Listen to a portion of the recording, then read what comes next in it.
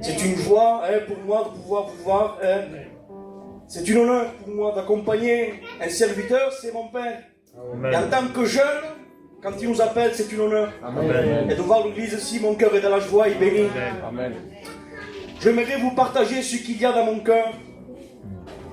Vous savez, frères et sœurs, je vous apprends bien, mais la vie chrétienne, parfois, c'est une vie de combat, une vie de problèmes. Et parfois, on n'arrive pas à tout comprendre.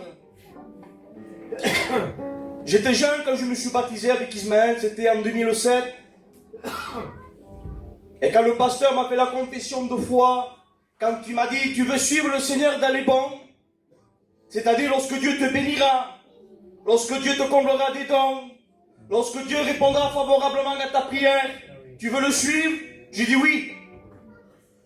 Mais il y a l'autre face qui m'a dit le pasteur, et dans le mauvais, dans les pleurs, dans la maladie, dans le deuil, dans les choses qu'on n'arrive pas à tout comprendre.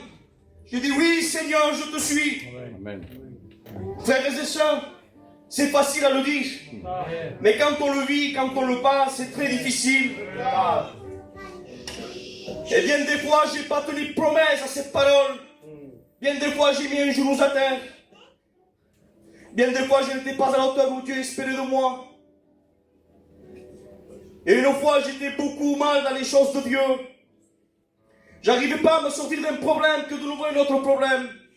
J'arrivais pas d'un autre problème qu'un autre problème survenu.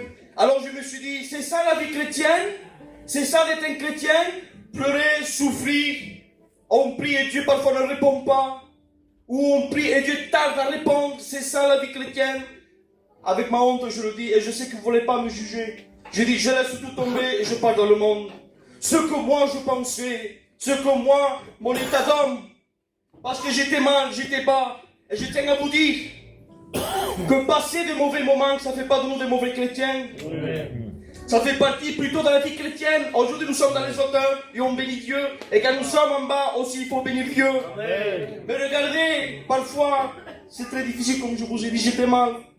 Et dans un moment que je ne m'attendais pas, je pars au Walt Disney, à 1000 km de chez moi, mal, fatigué, pour faire le cours. Quand je rentre là-bas, il me rend de réception, je fais mon entrée, et je demande pardon, je pars à ma couche, à m'endormir.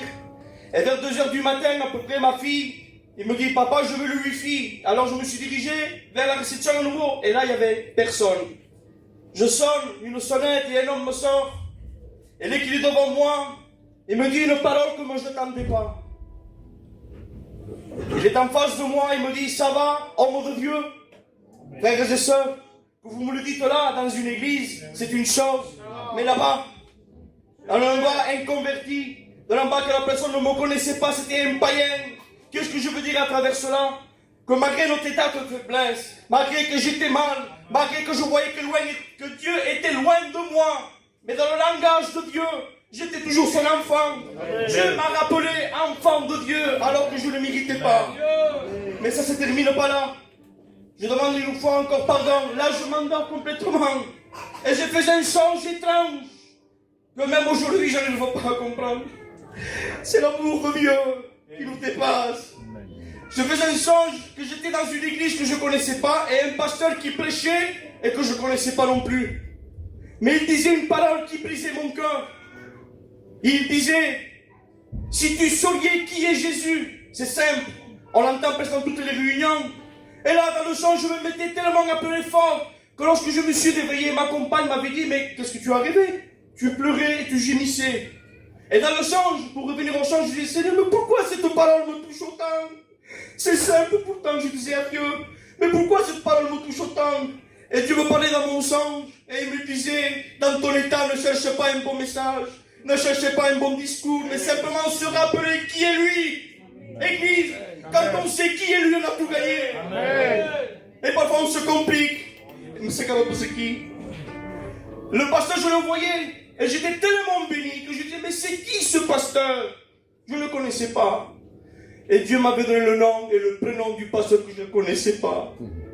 Alors quand je me suis réveillé du songe, les frères, tout de suite j'ai pris le téléphone pour regarder si cette personne existait. Ma compagne m'a arrêté. M'a dit, arrête, c'est bon, t'as été béni, ne cherche pas plus. En voulant dire, ici où je passe, si ce nom et prénom qu'il a, on ne sait pas différemment. Mais je savais que Dieu m'avait parlé. Et quand je tape, ce pasteur se nommait Jimmy Swaggart. Et quand je tape, vous pouvez le voir vous-même, la première prédication qu'il y a sur ce pasteur, c'est le Saint-Esprit est réel. Alors Dieu m'a reparlé, réveillé là. Et il m'a dit, l'Esprit t'a visité pendant la nuit. Là, j'ai plus douté. Frères et sœurs, on peut passer par des problèmes. On peut passer par des difficultés. On peut mettre même un genou à terre. Mais laisse-moi te dire que le jour de Dieu existe. Amen. Si Dieu ne t'a pas parlé aujourd'hui, peut-être, demain il va te parler. C'est à nous de garder foi. C'est à nous à rester fidèles à lui. Et un jour, Dieu te parlera et Dieu te bénira. Et ce que Dieu a fait pour moi, il peut le faire aussi pour chacun d'entre nous. Que Dieu vous bénisse. Amen.